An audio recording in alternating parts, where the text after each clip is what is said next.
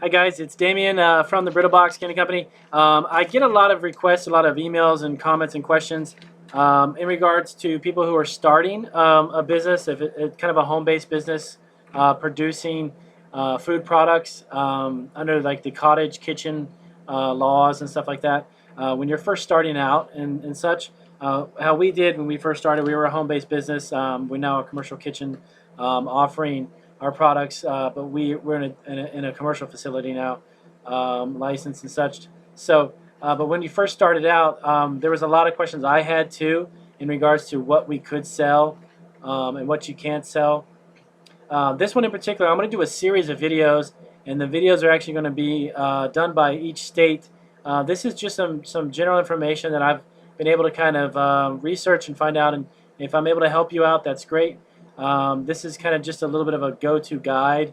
Again, it would be best to yourself to investigate it a little more and to find out specifically based on your state what your laws may be and what it may be in regards to the specific county, the federal, the state laws, because they vary so much by state, by county, by region, whether it's a state law, a city law, and such. But I will give you some pointers and maybe some information, some resources to get you started, to at least let you know a little bit about the cottage food industry and the cottage food business, starting something from scratch and then growing it into something that's a little more commercial, like we have been now. So the first state I want to start with is California. Some information in regards to California's Homemade Food Act. It's also known as Food Act AB 1616. Was actually passed back in 2012. Went into effect in 2013. And it actually, the law itself set up a two-tier system, meaning that there are different levels of homemade food producers depending on who they sell to. There's a Class A and a Class B specifically. The cottage food operations can sell directly to consumers when you're considered a Class A.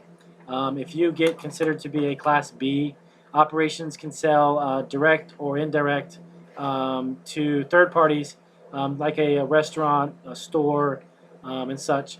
But you do have, when you get a Class B, when you're in California, you do have to get a Class B permit. It does require a home inspection, and it traditionally costs a little bit more.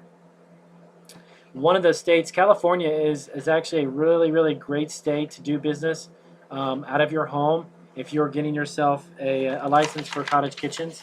They have been really fantastic in working recently in the past few years, passing laws that allow home-based businesses to exist and to grow. Some of the allowed venues, places that you could sell product that's homemade for California would be like farmers markets, restaurants and retail stores. There are some other requirements that are attached to the idea of selling to restaurants and roadside stands. Usually the farm stands can usually only exist in certain areas where they're zoned within the state when it comes to roadside stands. Your products can be purchased online, but traditionally what they have is that it may need to be picked up or delivered in person when you're selling through California. There's a lot of great types of foods that you can sell. Some of the allowed foods that I found through some resources online are things like biscuits and breads, cookies, rolls, pizzelles, scones, muffins, candies such as brittles. If you're into making chocolates, cotton candy, fudge, candies that have, excuse me, that include like caramels, hard candies, chocolates, or truffles. Unless the state has a specific regulation about it, those are good. Dry goods such as like cereals, dried fruits and coffees, teas and pastas.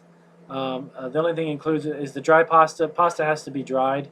When it comes to pastries, churros, pies, empanadas, and cones are good as well.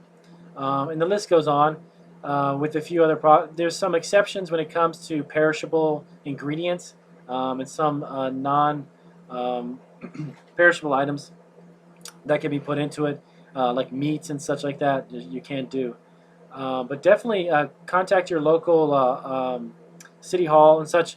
your zoning department where you live to find out specifically where and how much and what you can sell. It really does vary considerably, but at least some of this information will give you an idea that there are certain states that have passed laws to really encourage cottage kitchens and to help people through the process if they want to utilize their home to sell products. So if you're starting out, this might give you a little tip and some pointers. Do ask me any questions. If there's anything I can help you with, I'll be happy to help you. And I do hope that video helps you out. So subscribe to our channel. I've got a lot of really useful information if you're into the cottage kitchen business or if you wanted to go into a commercial facility. Thanks, guys.